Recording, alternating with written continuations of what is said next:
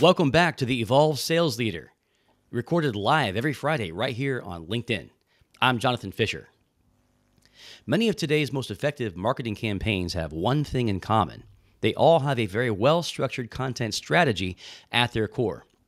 But what does that mean? And how can you apply it to your business development efforts?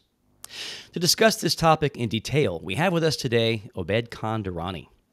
Obaid is a marketing expert and prominent online thought leader with a background as creative director and content marketing specialist for several prominent tech startups. Obaid is the co-founder of Easy Mode, a marketing consultancy, and he also co-hosts the Cheat Codes podcast.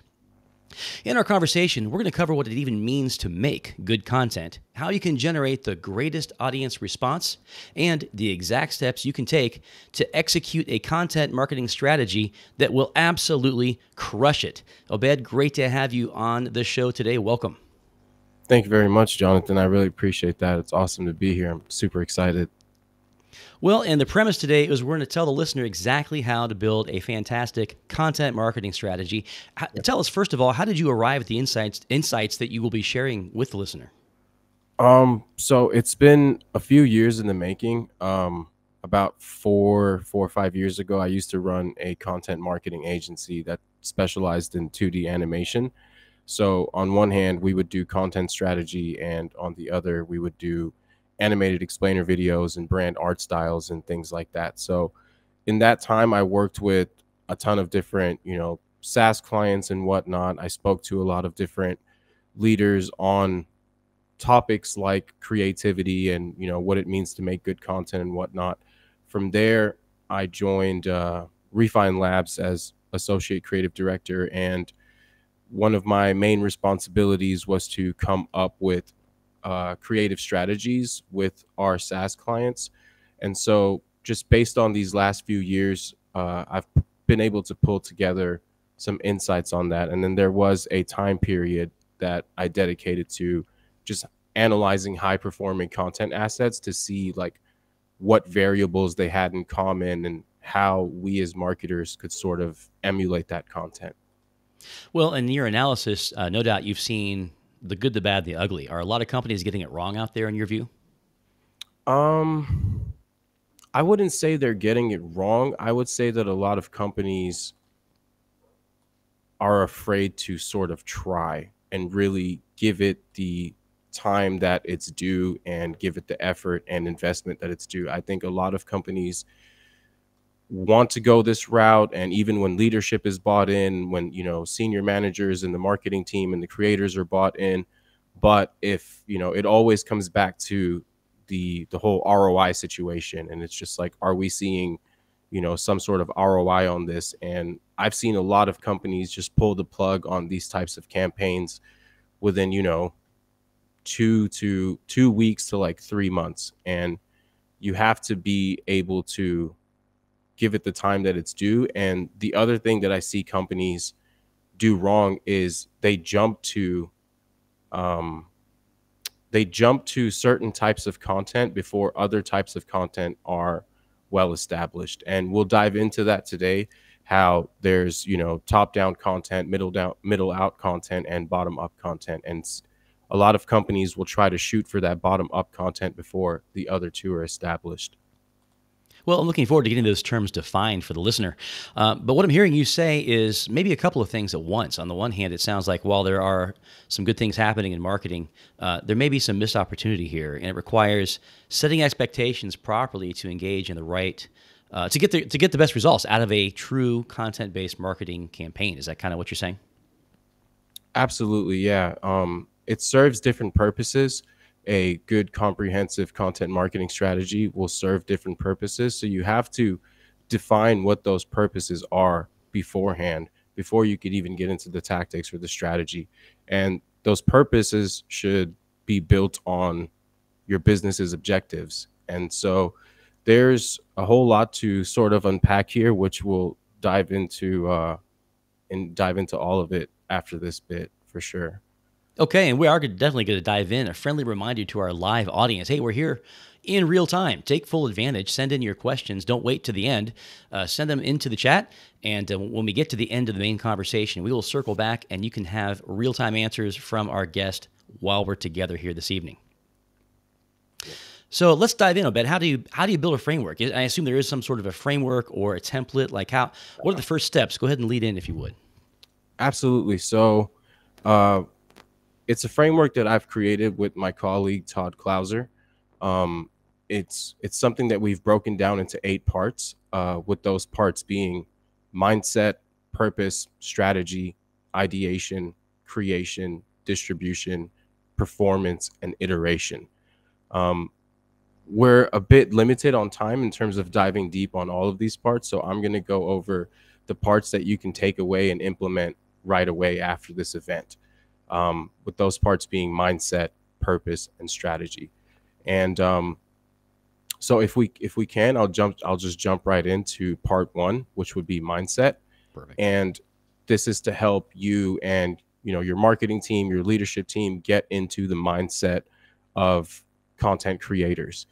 And the purpose of this entire framework is to help companies build sustainable media engines through in-house creators. And we'll dive into how we can do that. So the first part of this framework is mindset. And what it really sets out to do is to provide an answer for the question, what is good content? Because you hear it all the time, right? Just make good content, make good content. But it's like, what does that even mean? So to figure it out, I asked myself, what is one content asset or one type of content that we would all agree on that, yeah, that's good content? So I thought, okay, Super Bowl commercials. Everyone loves Super Bowl commercials. Okay, but why, right? Like, why do we all like Super Bowl commercials? So when I gave that some thought, I was like, all right, well, one, they usually show you something new or reveal something. So it's like new technology or a new car or something. Bringing that to a B2B SaaS context, I saw that as, okay, it's insightful. So you're showing them something new, you're providing a unique perspective or advice, you're making them ponder or wonder, giving them a new approach, right? So it's insightful. The second reason I felt that Super Bowl commercials work well is because they're usually funny or, they have some kind of emotional appeal. So I chalk that up as entertainment, right? Humor, drama. And the last reason I felt that we all like Super Bowl commercials is because it's usually when they do something different or build these commercials on really creative or unique concepts. So in other words, they're usually interesting. So insightful, interesting, and entertaining. I saw those as the variables of good content. But now when we come back to our world, it's like, okay, on one hand, somebody could write an awesome blog post and like, that's good content. And they could write a awesome LinkedIn post and that could be good content. Or they could record a video of themselves talking about something. And as long as it's, they're providing insightful substance, that could be content. But on the other end of the spectrum, you have things like corporate bros cold call reenactments or Gong or ClickUp Super Bowl commercials, like we mentioned. So it's like there are all these varying degrees of resources involved in the making of this content, right? Different levels of like budget, different levels of timeline, stuff like that. So now, how do you sort of like categorize this content in a way that you can better understand it to create that way? And so what Todd and I did is we broke it up into 3 groups: type 1, type 2, and type 3. So type 1 content is your insightful substance. So for your content to be any level of good, it has to be first built on insightful substance. This could be your, awesome LinkedIn posts, your awesome podcast episodes, blog posts, things like that. From there, we go to type 2 content, which is insightful substance presented in an interesting format. So an example of that would be, Do You Even Resonate from Winter, or Headspace's animated explainer videos on meditation, or, the periodic table of SEO infographic. You're taking that substance, but now you're presenting it, you're delivering it in an interesting or unique manner. And then type 3 the last one is insightful substance presented in an interesting format and built on an entertaining concept. And this is where, you know, your commercials and funny skits and marketing songs or whatever else you can cook up, this is where all that stuff comes in. And it's really crazy because the more you see content this way, the more you can break down like high performing content assets in this sort of methodology, like Lavender Joe. Everyone likes Lavender Joe, and you can, you know, it's first you just see it and you're kind of like, oh yeah, they're funny videos of this guy in a green suit going around in a park pitching his ebook to people. But once you sort of see it from this mindset, the type 1, type 2, type 3 concept, you can identify like what's the insightful substance, what is the interesting format, what's the entertaining concept. And so seeing content that way and helping yourself like analyze content that way goes a long way in coming up with good content yourself. So would that also be a way to maybe structure your workflow? Like, would you begin with, as your first building block, something insightful, then look for ways to make it more interesting, and then now you can raise the bar higher and look for ways to even go for the entertaining? And would that also maybe translate to like your budget or complexity in terms of what types of assets you can create? Like with insightful substance, you can, as you say, that's simply copy, so that can land on a blog post or whatever. Yeah. Is that on track? And what would you say to flesh that absolutely out? That's absolutely one way to do it, one way to look at it. It's a super effective way to do it. For example, we're just going a little bit off topic here, but for example, if you think of how we all talk about repurposing content, and the way that we talk about repurposing content is like, okay, you write a blog post and then you can take that and turn it into a Twitter thread, or you can take that and turn it into LinkedIn post. And we sort of go about it that way. But once you see content in this, from this perspective, let's say you have a topic. I'll just give you a real example. So one of the parts of this framework, it goes into a concept called substance and delivery, where substance is the insights that your content is built on, and delivery is the format and the concept you presented in. So for just this topic, substance and delivery, I've created a straightforward LinkedIn post where it's just a text post of me explaining it. So that could be your type 1 content, just straightforward, insightful substance. I've also created videos of me like live streaming myself playing video games while talking about that topic. So you could bucket that in the type 2 content, insightful substance presented in an interesting format.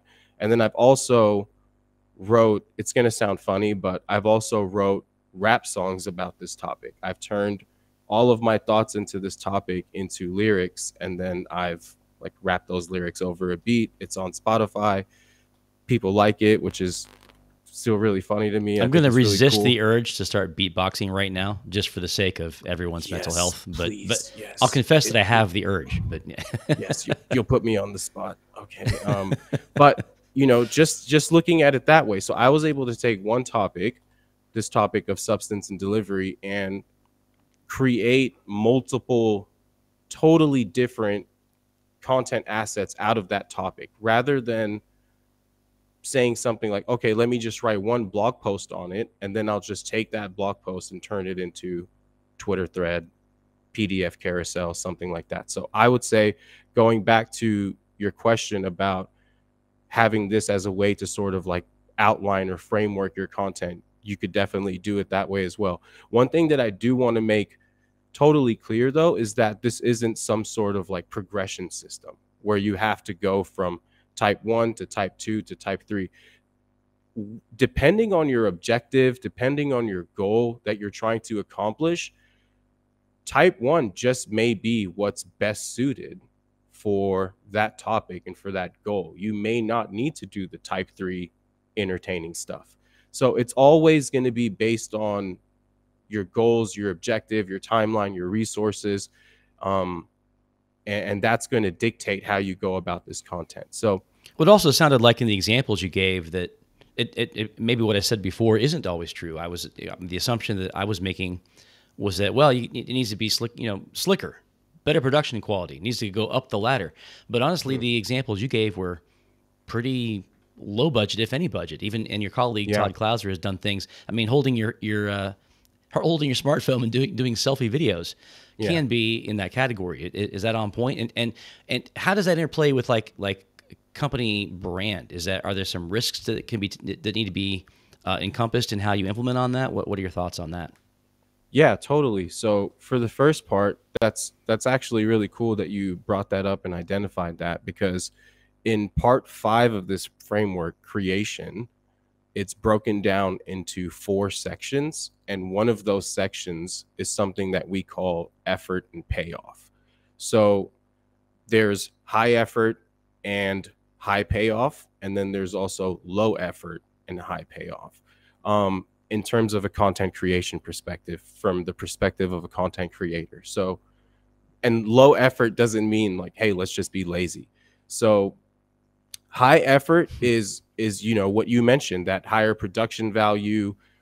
There's more budget involved, there's more resources involved, and it could be high payoff. At the same time, there's also low effort and high payoff. For example, Will Aitken, now from Lavender, Todd Clouser, now from Lavender, they make these hilarious marketing videos. Todd does. Will makes these hilarious sales videos. And, Todd, for example, had this series called The Worst Marketer in the World, where it was a parody of the Dos Equis commercial, the most interesting man in the world. And he had like the same voiceover, and he like dressed up like him. And he told me the way that he came up with like the first 30 videos is he just made a list of the 30 tactics that he thinks marketers should stop doing. And each one of those tactics became the topic for one of his Worst Marketer in the World videos. And he told me that it eventually took him longer to get into character, like put on the suit and comb his beard and whatnot, than it did to actually record the video. So, and, that content was great for his career and great for his, LinkedIn following and content and whatnot. So that would definitely be something that we would chalk under the low effort, high payoff range. So it's awesome that you mentioned that. There is that sort of, process as well, or not process, but like sort of methodology as well. Well, and then again, there's the other question I asked, which is, some companies have a very carefully crafted brand, and they should, obviously, right? So their persona, if you will, in terms of their marketing brand, may not comport extremely well with super casual marketing efforts in every case.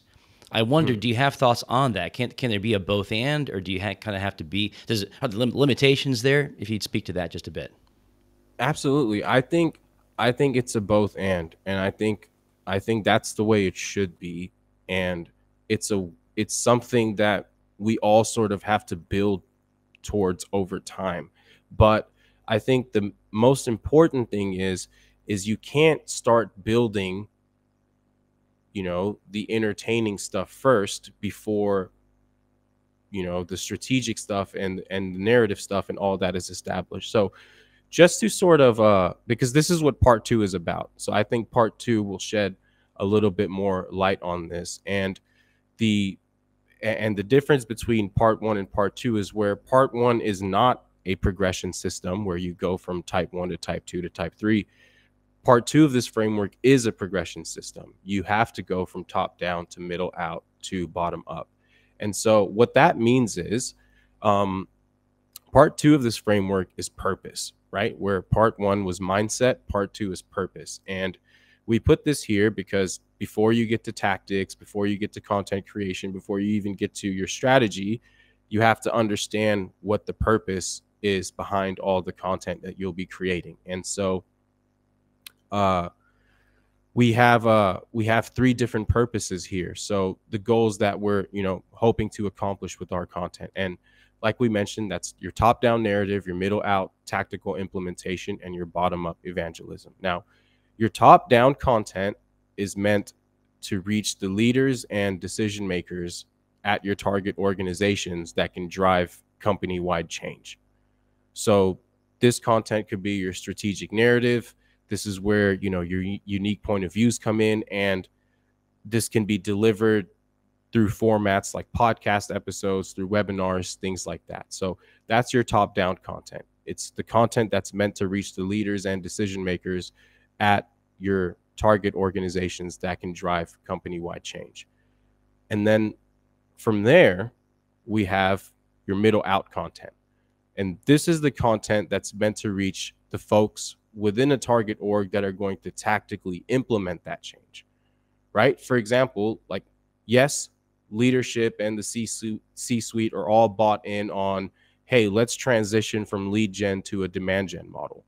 But they won't actually be implementing that change within their company, right? You have senior managers and other leaders, et cetera, that are going to carry that out. So your middle out content is meant for them. It's meant to reach the people within an org that are going to tactically implement that change, that, you know, that change you're suggesting in your narrative, the old game, new game, all that stuff, right? Then finally, you have your bottom up evangelism. And your bottom up content is meant to reach the people within a target org, or the end users within a target org, that are going to drive awareness and admiration from the ground up, right? So this really helps with the whole product led growth motion, right? And this is where your, you know, your funny skits and your Todd Clouser style videos, your Will Aitken style videos, you know, your Lavender Joe type stuff comes in.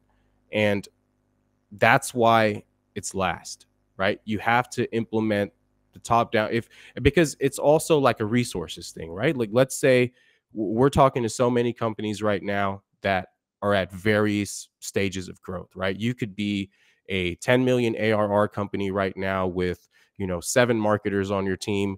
You could be a 2 million ARR company right now with 1 marketer. You could be a 100 million ARR company right now with 20 plus marketers on your team, right? So depending on, one, your resources, what you have available, and then depending on, two, what you've actually done with your content strategy thus far, you can decide, like, okay, where are we going to start, right? Like, so first there's that. And then that's from a content creation perspective. It sets the purpose for your content. The other way that this process, this top down, middle out, bottom up process really helps is it helps you define and segment your audience, right? So for example, if we go to top down content, the content that's meant to reach the, you know, leaders and decision makers in an organization that can drive company wide change, who are they? Right? Like, I'm a project management tool. I'm a project management tool SaaS company. When I consider who the top down people would be in the organizations that I'm targeting, who are they? Let me write them down. A lot of companies could say, well, we have multiple use cases, right? Like, the sales team could use our product, marketing team could use our product, customer success could use our product. That's fantastic, right? Create a list for all of those use cases. So let's start with, you know, sales. Sales could use our product. It's like, all right, top down content. Who are these people? It's like, all right, that's the CRO, the global head of revenue, the VP of sales, so and so. We make a list of people. Then we move to the middle out content. All right, these are the people within the target organization that are going to implement this change. Who are they? And it's like, all right, SDR manager, head of customer success, so and so, this person, that person. Then it's like, okay, bottom up content are the end users within an org that are going to drive awareness and admiration from the ground up. Who are these people? Then you make a list of that. Now what you have is an actual list of your audience. And the current way we kind of go about this in the content marketing world is we just make like buyer personas, right? And the problem with buyer personas is, like, as we know, we say it all the time, we're marketing to people. We're forgetting that we're marketing to people. Like, these are dozens and dozens of personalities that we're talking about, that we're trying to like sort of sum up to these like fictional like people that we've created. And like this 1, 2, or 3 fictional people are supposed to like encompass the entire, our entire audience of hundreds of potential people. And so this is a better way to actually define your audience and segment your audience, because now when you have this list, I now have a list of people that I can network with, people that I can talk to on LinkedIn, people that I Yeah, can set up 15 minutes, Zoom calls with, and just ask them about their day to day, ask them yeah, about their challenges. And then I have a lot for of sure. information on them. And I can go one step further for, my content creation, uh, I guess, research, and I can ask them about their actual interest, Hmm. right? Like, sure, they like to watch Netflix over the weekends, but it's like, what are they watching? Yeah, And yeah. so that gives you a lot of insight into, when it comes to making entertaining content or something like that, like what sits well with these people within your audience. So But one thing I really like about it too is that you are really offering, as a marketing department, a lot better support to the tip of the spear in terms of your sales team, because they have these are their challenges. They have to sell into an organization over a long cycle, and they have to make these same org charts hit all these same people. And meanwhile, marketing has this very scattergun, broad-based approach to an ICP. Perhaps maybe it's not yeah. scattergun, but it's still not as supportive. What I love is that you're really offering fantastic support to the individuals that have got to generate revenue. So that's really powerful. Well, for the sake of time, let's move on. What's the third component we're going to share with the listener today? Cool. Awesome. So the third component is strategy, and it's a pretty long one, but I'll try to go over it as quick as I can. Um, it's broken down into two parts: strategy. And this relates to content strategy. It's not, business strategy. Um, you should have that sorted out before you get to this point, right? If you don't have like a business strategy sorted, where are we going to play, how do we win, all that stuff, then you should first sort that out and then come back here. So Hmm. this part is strategy. Part three of this framework is broken down into two things. The first is, it's a bit of a corny name, but there's not really anything else to call it. It's called the 5 prerequisites of ideation. So before you get into ideating content, trying to think of content ideas, these are the 5 things that you should have a really deep understanding of. And then the second part of this part is the realm of relevancy. And what that is it's a bridge to uh, it's a bridge that it sort of helps you map out your strategic narrative to serve as a bridge between that narrative and your everyday content topics. Because Hmm. again, what Todd and I realized was, companies that do get like a strategic narrative crafted, it doesn't really make its way into their everyday content. Like, they'll post about it on LinkedIn. Maybe they have like their CEO posting about it, or maybe they're appearing on a podcast here or there and they're talking about it, but it's not embedded into all of their content. So the realm of relevancy, it really helps you do that. So the first part, the 5 prerequisites of ideation, these 5 prerequisites are the things you have to have a really deep understanding of are: 1, your product; 2, your narrative; 3, your audience; 4, your objectives; and 5, different content formats. So if we look at each of those: 1, your product. What is it? What does it do? Who does it help? How does it help? Do you know all the features? Do you know how to use it? Can you show someone how to use it? Right? If you don't have a deep understanding of your product on this level, like 9 times out of 10, that's probably why you get stuck on ideation. But if that's not the issue and you're sorted on that front, let's move to number 2, your narrative, right? Like, what is it? Why is it needed? How do we adopt it? How do we adapt to it? Can you provide examples of it? What's it trying to change? Do you have research to back it up? All that stuff. Um, One, if you don't have a narrative, then that's a issue right there. And if you do have a narrative, but you as a creator, as a marketer, don't have an understanding of it on this level, that's why you're stuck. So moving on from there, number 3 is your audience. Um, who is your audience? What are their challenges? What are their goals? What platforms do they use? What are their actual interests? What segments make up your audience? Um, Another thing about this, a quick note, is another thing I feel like marketers especially need to realize is, when we're sitting on a platform like LinkedIn and we're talking about audience, we need to realize that audience means two different things. There's your audience, the people that you're actually connected with. And when you create content, it's those people that see it. And then there's your audience, as in the people your company is trying to reach. So it's, again, it sounds silly, but your audience needs to reflect your audience, right? I speak to a lot of marketers, and like a lot of times they're just connected to a lot of other marketers. Like they're Right. not, you know, when I was at Loxo and our end user was SaaS account executives, my entire LinkedIn feed just turned into like sales. I was like a salesman for 3 months. I was just talking to nonstop account executives and talking to sales leaders and this and that. But a lot of times I see that like marketers don't do that. They don't have their audience reflect their, you know, their personal audience when they create content. Who's seeing it? It doesn't reflect the people you're actually trying to reach in terms of your company. So there's that. The fourth thing are your objectives, right? What are your objectives? Your business objectives, marketing's objectives, sales team's objectives, customer success's objectives, product team's objectives, right? You should know everyone's objectives. And because a lot of times, well, not all, a lot of times, all the time, that's what your content starts with. Number one, it's always going to start with what's the objective here? What is the goal we're trying to accomplish? What is the goal we're trying to create progress on? It's not going to start with keyword research.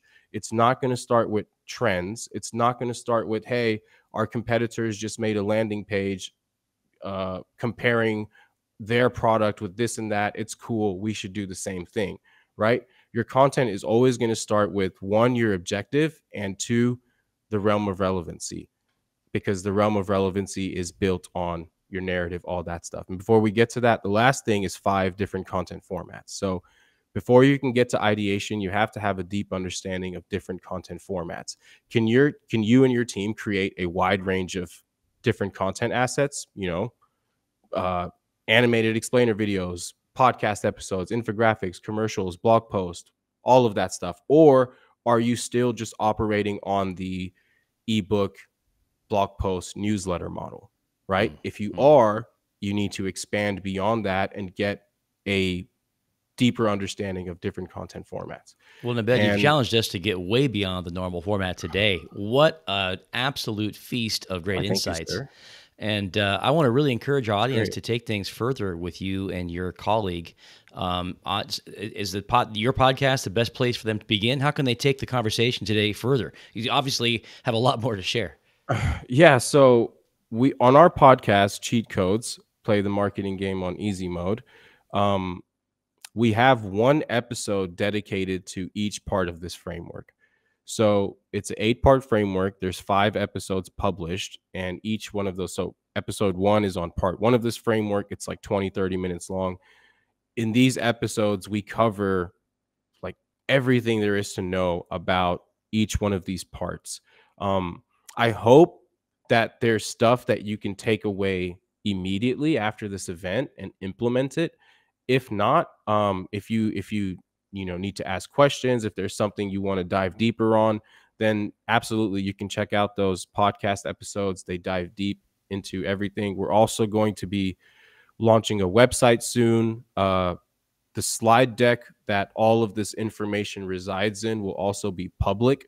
So yes, though we're running a consultancy, you don't need to hire us to implement this info. This will be public knowledge or public information in about 2-3 weeks when the website is live. So you could just go to our website, download the slide deck, listen to the podcast episodes, and you could totally implement this at your company. Well, we'll have to have you and Todd back on the show, maybe together the next time. But hey, That'd be we've got a awesome. live audience here with us. Let's go over to some of the questions that we have that are being that have been asked by folks, and we'll check on that real quick. We've got so here's the user said that he or she thinks the Super Bowl commercials are good because they are the very best efforts to put on a top class production. Yeah, absolutely. It's not wrong, but I think we've also maybe had a counter view put forward here today as well, that maybe the inventiveness and creativity behind it was just as important as the production quality. Would you agree with that?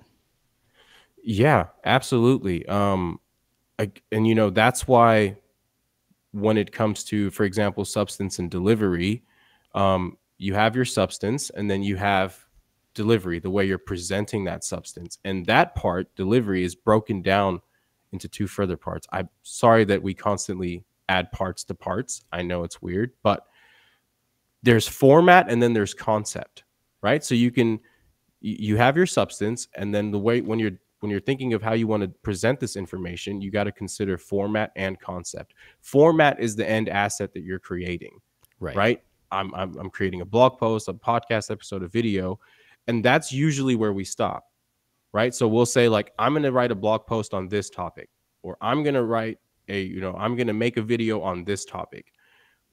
Sometimes we need to go one step further and consider concept, right? A creative concept, like a premise. What is the creative concept or the premise that this content is built on? And so that's where you see things like the funny skits that may be low effort but work really well. You'll see things like the Super Bowl commercials. You'll see things like Winter's commercials or MailChimp's commercials or Nerd Wallets or Lavender Joe. You'll see these things, and it's, yes, the production value is there, but it's almost always also built on a unique or creative premise. So I would totally agree with that statement. Here's a question from Pablo. He's asking, how could a services company use the top-down, middle-out, and bottom-up strategy when they're creating content? I see this is a little bit different, maybe vertical. Talk to us about that. Yeah, it's a bit similar because even as a service agency, you're not going to be trying to go after everyone, right? It's like, oh, we're a 360 agency and we do web optimization and this and that and this and that. I've never really felt that was a good approach, right? So oftentimes agencies like Pablo's, I'm pretty sure you're going to be very clear on who it is we serve, who it is we don't. Like, we know who we can generate real results for, and we know who we can't. So that's step one. If you have that, there's already clarity right there. So now it's like, okay, we can create, great results for, fintech companies that are doing between 5 to 10 million ARR, and they have X amount in funding, and they have a head count of 30 to 70 employees, right? That helps you sort of begin to like segment your audience. It's like, okay, now we're talking about these very specific fintech companies. All right, top down, who is it? Middle out, who is it? Bottom up, who is it? So you could totally still sort of implement this from a agency or a services perspective as well, as long as you have that defined, like who it is you serve, your ICP, all that stuff. Yeah, that makes a lot of sense. Well, here's a good follow-up too, because it's the first place that my mind goes is, how do we establish ROI? You actually let out with that as one of the challenges in implementing a really good content-based strategy. Talk to us about that. Well, it really depends on the campaign that you're running, right? A lot of times though, we have to understand like, what's a brand building campaign, what's a demand creation campaign, what's a demand capture campaign, right? And I would say that when you get into sort of like the very short term territory, like when you're talking about like marketing generating results in like a month or two, I don't know, man, I might get some slack for this, but that's not marketing, that's sales.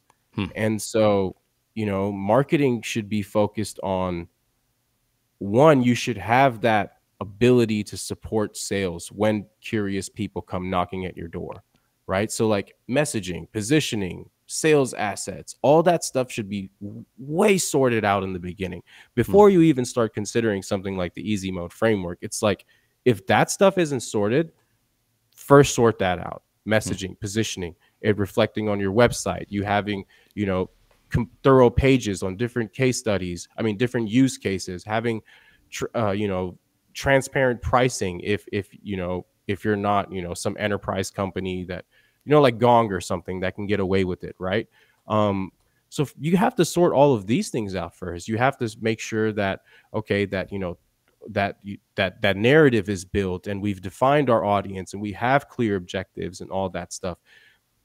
when you do that first, and then you sort of think of content creation from that light, think of it this way. A lot of companies run, a lot of like funded startups run on like the triple, triple, triple, double, double formula, right?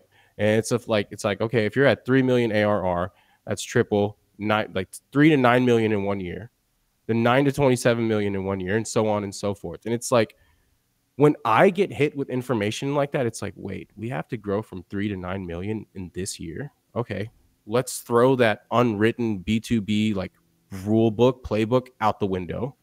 Because if our goal is to just, hey, let's start blogging, good luck, right? Yeah. Like that's a part of it, yes. But it's like, you know, and you know, take this with a grain of salt, but think of Geico, right? They don't bring you in through the thick pamphlets and the insurance rate cards and the brochures and all of that. They bring you in through commercials of a talking gecko. And that's how they plant the seed in your mind that, hey, when you're in the market for insurance, friend, come to us. And then when you go to them curious and interested, the talking gecko goes away and all the informative pamphlets and brochures and all of that stuff come out, right? So it's like they're doing marketing, and then they also have content to support potential buyers and users and customers when they come into the sales process. So it's like we need to recreate that. But I feel we only focus on one of those parts. Where are the talking gecko commercials, right? Like, where is the real marketing? And I'm not saying, again, this is all in the order. It's a due process, right? I'm not saying leave this now and then go to your sale, like, you know, marketing leader and be like, yo, we need to do commercials, right? Again, if you're not at that stage of growth yet, if you don't have all those other things sorted yet, positioning, messaging, like a way to create repeatable customers that don't churn and, you know, customers are happy and all that stuff. That's you know, that's what you have to worry about first. So exactly, Duolingo, Flow from Progressive, all of these different things, like this is how they bring you in. Yeah. And you're now starting to see it. Like MailChimp is making commercials, and you know, I can't recall off the top of my head, but we're starting to see it quite a bit. I think it's just a matter of when you do these types of things, again, it has to tie back to your narrative. It has to tie back to your product without your product being in their face, because then it's just a very like salesy asset. Yeah. So it's like, ultimately, if you leave with anything, just leave with this. Like, how do you turn this content that you're creating, which is very clearly content that's created as a brand asset to further your business objectives, how do you turn that into a memorable experience for the person that's reading, watching, or listening to that content? That's it. How do I turn this content into a memorable experience for the person reading, watching, or listening? You can do that through insights alone. You can do that through insights and entertainment. So it's not a one or the other thing. It's a both thing. Think of it this way. You guys come across hundreds of content assets in one day. 3 or 4 or 5 days go by. You're never going to be able to recall all the content that you've seen in those days. You're probably going to remember 3 or 4 or 5 of those things max. And the reason you remember those things is because they were memorable experiences. They were either insightful, or they were interesting, or they were entertaining, or they were all three. Sure. So I think it really just comes back to all of that. If I can challenge you just a little bit. So it sounds like it is difficult to do a dollars and cents ROI calculation with this. It's a payoff. It's a little bit more intuitive. Does that mean there's no KPIs, or can you measure audience responses? Or can you give us a couple in closing insights on how you could measure? The biggest reason it's hard to put a dollars number on this right now is because no one really does it. So you don't really have like, you know, benchmarks to go on. You can't turn to, oh, well, you know, ClickUp did it. Like, for example, like you have ClickUp, right? You can watch ClickUp's Melissa Rosenthal's presentation she did with Traction, where she talked about how they 100x revenue in like 3 years or something. And she strongly leans on as humor as the reason. And so you have things like that. But until, you know, we're very much at the beginning of this, you're now seeing also like companies here hiring a lot of content creators. Lavender just went all in on it. Airmeet, these companies are doing it. So we're really at the beginning of this. So it's very difficult to just, show up with this plethora of evidence and just be like, well, here it is. In 5, 10, 15 years, absolutely, I think it'll be there. But right now, we're at the very beginning of this, where we're just starting to think this way in B2B SaaS. And I think the companies that sort of give this a shot and sort of gradually roll this into their existing content engine, I think they're going to win for sure. Well, I bet you've given us a lot to think about, a lot of ideas that I think all of us want to go and take and continue to work on. And I think we just probably gained some audience members for your podcast. Thanks for adding so much value to our show here at the Evolve Sales Leader. Yeah, I definitely appreciate it. And I'd love to come back on with Todd and bother you guys some more. Definitely welcome. Well, and a big thank you to our sponsor, Overpass, overpass.com, the #1 platform for getting fantastic SDRs, AEs, anybody you need to work the phones for your company in very short time frame and at amazing economical cost. And I want to thank our whole production team for helping us be such a success with the Evolve Sales Leader. We'll be right back here on LinkedIn again next Friday, same time, same station. Bring a friend. That's going to do it for tonight. Take care, everybody. Goodbye now.